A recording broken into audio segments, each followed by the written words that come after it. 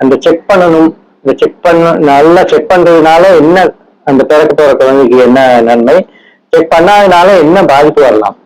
குழந்தைக்கு வந்து அந்த ஃபர்ஸ்ட் 1000 டேஸ் சொல்லுவோம். அதாவது கன்சீவ் ஆன ஒரு 270 days + 2 years. இது ஃபுல்லா 1000 டேஸ் வரும். அந்த முதல் 1000 நாட்கள்ல நம்ம எவ்வளவுக்கு எவ்வளவு இன்வெஸ்ட் பண்றோம், அதாவது எவ்வளவு கவனமா இருக்கிறோமோ அதுக்கேற்ற மாதிரி அந்த குழந்தையோட வளர்ச்சி எல்லாமே இருக்கும். அதாவது அதோட இன்ஃபெக்ஷன் ரேட் கம்மியாகும்.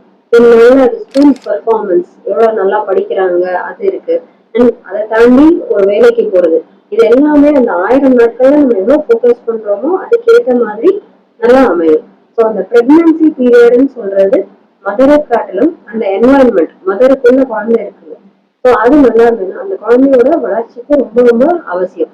அந்த ஃபர்ஸ்ட் 3 monthsல குழந்தையோட ஒரு ஒரு உறுப்புகளும் ஃபார்மேஷன் ஆக ஆரம்பிக்கும். அப்பதான் அது ஆரம்பமாகும். ஸோ அந்த சமயத்துல அந்த மதரோட நியூட்ரிஷன், ஒரு அனீமியா இருக்குன்னா அந்த குழந்தைக்கு போற ரத்தம் கம்மியாகும். ஸோ அந்த குழந்தை சின்னதா வர்றதுக்கான வாய்ப்புகள் இருக்கு.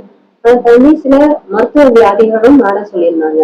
ஸோ ஒரு பிபி ஹை ஆகுது, இல்ல அம்மாவுக்கு சர்க்கரை வியாதி இருக்குன்னா அதனால கூட அந்த குழந்தைக்கு போற ரத்தம் பாதிப்பு ஏற்பட்டுச்சுன்னா குழந்தை நார்மல் வெயிட்டை விட கம்மியான வெயிட்டா பிறக்கிறதுக்கான வாய்ப்புகள் ஜாஸ்தி. இது நம்ம லோ பர்த் வெயிட்னு சொல்லுவோம். சில குழந்தை வந்து அந்த ஹைட் நார்மலா இருக்கும், தலையளவு நார்மலா இருக்கும், ஆனா அதோட வெயிட் வந்து ரொம்ப கம்மியா ஒரு சத்து இல்லாத குழந்தைய நம்ம பார்ப்போம்ல, அந்த மாதிரி பிறக்கிறதுக்கான வாய்ப்புகளும் அதிகம். இன்னொன்னு ரொம்ப மோசமான வியாதி பார்த்தோம்னா சர்க்கரை வியாதி. சர்க்கரை வியாதி நார்மலா இருக்கிற மாதிரி எந்த பிரச்சனையும் இருக்காது, ஆனா கன்சீவ் ஆனதுக்கு அப்புறம் அவங்களோட சுகர் லெவல்ஸ் ஜாஸ்தி ஆகலாம். இது ஜெஸ்டேஷனல் டயபெட்டிஸ்னு சொல்லுவோம். ஸோ இந்த குழந்தை வந்து உள்ள இருக்கிறப்போ ஒரு ஹை சுகர் இருக்கிற என்வாயன்மெண்ட்ல இருக்கிறாங்க. ஸோ இந்த குழந்தை டெலிவரி ஆகுறப்போ அந்த குழந்தை பிறந்ததுக்கு அப்புறம் உடம்புல சுகர் கம்மியாகிறது, கால்சியம் அளவு கம்மியாகிறது, குழந்தை வந்து அளவே நார்மலை விட கொஞ்சம் பெருசா பிறக்கிறதுக்கான வாய்ப்புகள் இருக்கு. ஸோ பிறக்கிறப்போ அதுக்கான டிஃபிகல்டிஸ் இருக்கும். பிறந்ததுக்கு அப்புறம் ஒரு சுகர் லெவல் பாதிப்பு, இந்த மாதிரி பிரச்சனையும் நம்ம ஃபேஸ் பண்ண வேண்டியிருக்கும்.